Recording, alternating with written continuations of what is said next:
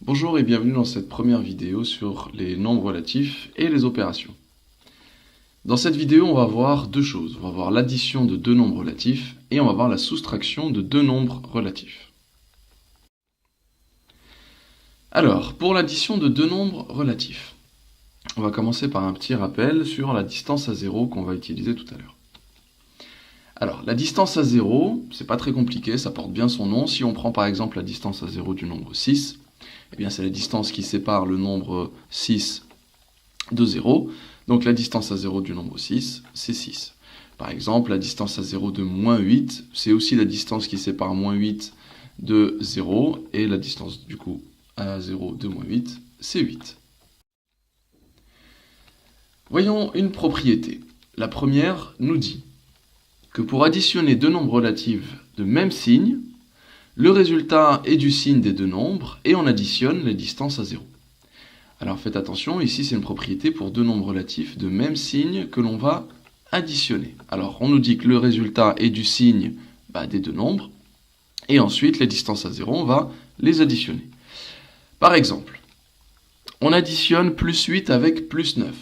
Donc on a un nombre positif qui est additionné à un nombre positif, le résultat est donc positif. Et ensuite les distances à 0, on les additionne, 8 plus 9, ça nous fait 17, donc le résultat c'est plus 17. Si maintenant on additionne moins 10 avec plus 25, on additionne deux nombres cette fois-ci négatifs, donc le résultat sera négatif, et lorsqu'on additionne les distances à 0, 10 plus 25 nous fait 35. Ce qui nous donne que moins 10 que j'ajoute à moins 25 nous donne moins 35. Bien, deuxième propriété. Maintenant, nous allons voir ce qui se passe lorsqu'on additionne deux nombres relatifs, mais cette fois-ci de signes différents. Alors, le résultat sera du signe du nombre qui a la plus grande distance à 0. Et ensuite, les distances à 0, on va les soustraire. Et évidemment, on va soustraire la plus grande distance à 0 par la plus petite. Alors, par exemple, si on additionne maintenant plus 9 avec moins 7, donc on est bien en présence de l'addition de deux nombres relatifs, mais cette fois-ci de signes différents. Celui qui a la plus grande distance à 0, c'est plus 9. Et la propriété me dit que du coup, le signe sera celui du nombre qui a la plus grande distance à 0. Donc ici, positif. Et on va soustraire les distances à 0. 9 moins 7 nous fait plus 2, donc plus 9 que j'ajoute à moins 7 me donne plus 9. Si maintenant j'ajoute plus 7 avec moins 9, celui qui a la plus grande distance à 0 c'est moins 9, le résultat est donc négatif. Et ensuite on va soustraire la plus grande distance à 0 par la plus petite, autrement dit 9 moins 7 qui nous fait 2.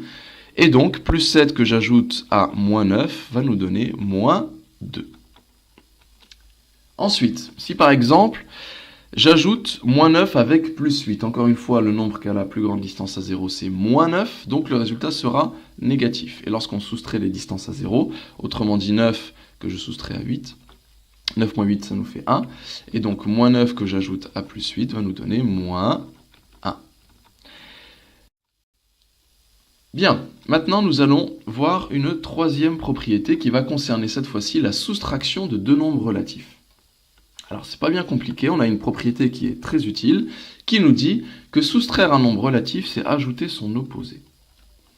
Alors, par exemple, si cette fois-ci je veux soustraire plus 5 avec plus 8, eh bien la troisième propriété va me dire que soustraire par plus 8, ça revient à ajouter l'opposé de plus 8, autrement dit, moins 8. Alors pourquoi est-ce que je disais que cette propriété elle est très utile?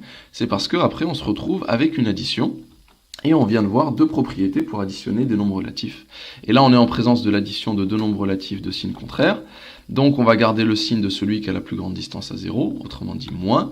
Et ensuite, on soustrait les distances à 0. 8 moins 5, ça nous fait 3. Et donc, du coup, plus 5 que j'ajoute à moins 8 nous donne moins 3. Ce qui veut dire qu'en utilisant cette propriété, on va systématiquement transformer les soustractions en addition. Et vous allez vite vous rendre compte qu'en fait, la soustraction, on ne va plus la faire. On va toujours considérer les soustractions comme des additions grâce à cette troisième propriété. Voyons un deuxième exemple. Cette fois-ci, je fais moins 9 que je soustrais à plus 2. Et soustraire par plus 2, c'est pareil que d'ajouter l'opposé de plus 2, autrement dit, moins 2.